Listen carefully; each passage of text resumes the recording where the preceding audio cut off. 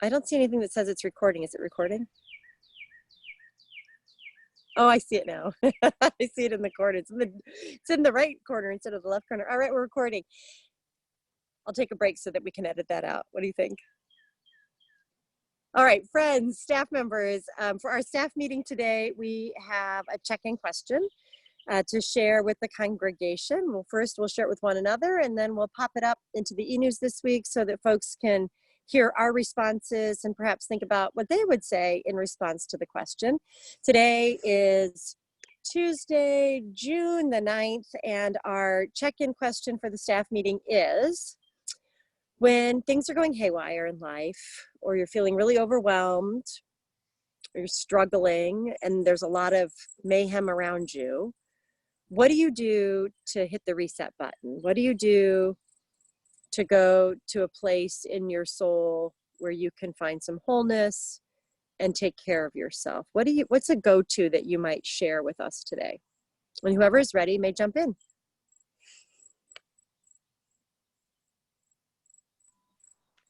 So the one thing that I do if things are getting real rough, like I'm hitting the bottom of the barrel, is I go and be a turtle in my bed.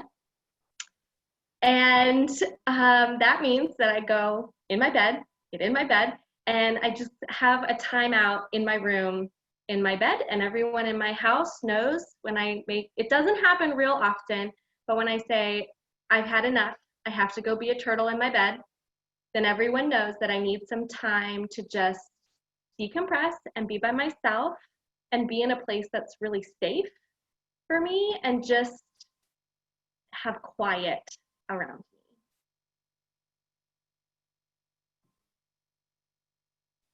Thank you, Hannah. Who would like to go next? Go ahead, Nancy. So my go-to is to either start, continue, or finish a project in the garden or the yard. Something outside with a lot of movement, preferably getting my hands dirty or wet. That really feeds my soul. Thank you, Nancy. Who would like to go next? I guess I can go. All right, Ken, thank you. I think life has about 3 parallel tracks, 3 anyway. There's life with my wife, there's life with the church, I'm involved with the Green Party, there's life there. And oftentimes when one track overwhelms, I'll simply switch tracks. I'll just switch off different websites for each one, or a different priority with each one. And sometimes the switching tracks will solve that dilemma. If all else fails, I'm a 12-minute walk from the Little Patuxent River. I walk down to the river and enjoy the water, and then come back home, and it's almost like a little holiday in between.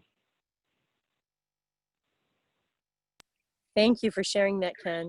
A nice image.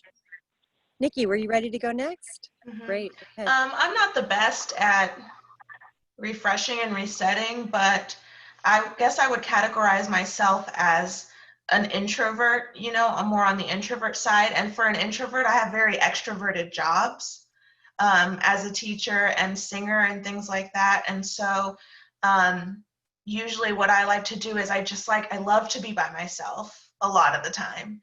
And so even if that means like eating dinner by myself in a room watching a TV show, everyone's like, what's wrong? And I'm like, no, I'm really fine. I just need this time to recharge because I just need to be with myself. So that's what I do. Thank you. Jan, are you ready, or do you want me to go? Yeah, I guess I'm ready.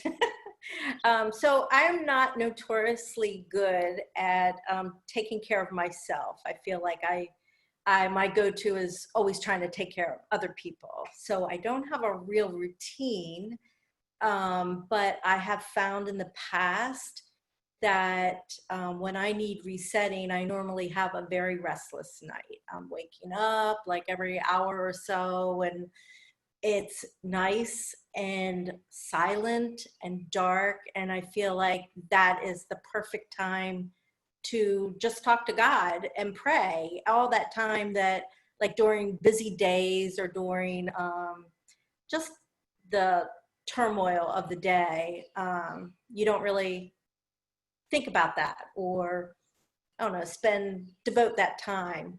And so I think at night, you know, when I'm restless, I think that's it's a great calming effect to be able to spend that time in silence and dark and pray. But recently during COVID time, daily walks have helped a lot. Thank you, Jan. For me, I think probably the best thing I can do is immerse myself in something creative, or run, like something so immersive that I shake out whatever is clogging me. Like I feel like, so it's a plumbing metaphor, but I feel like I get really clogged up and overwhelmed, and I feel gross, and I can't think, and I can't think clearly. And if I either go for a run or work out or immerse myself in something really creative, that I forget to be thinking so much, because I can go overboard on the thinking and the feeling. But if I get into trying to make something or draw something or knit something or in the garden, a lot of creative stuff, then when I come back to whatever it was, I feel like a lot of things shook out that needed to shake out and made way again. So kind of like Ken said, just changing the track, if you will. All right, well, thank you everyone on the staff for sharing how you reset. Ed is not with us today. We'll have to ask him at our next staff meeting. He'll get to do 2 check-ins. We are so glad to share this with the congregation. We know because Hannah watches and sees that people watch these videos. So we know that some of you are actually watching this and finding out what it is that we do with our check-in time at staff meetings. So we're glad that you're with us in this way. And I hope and pray that you're finding ways to gather yourself and reset your soul when needed. Thanks.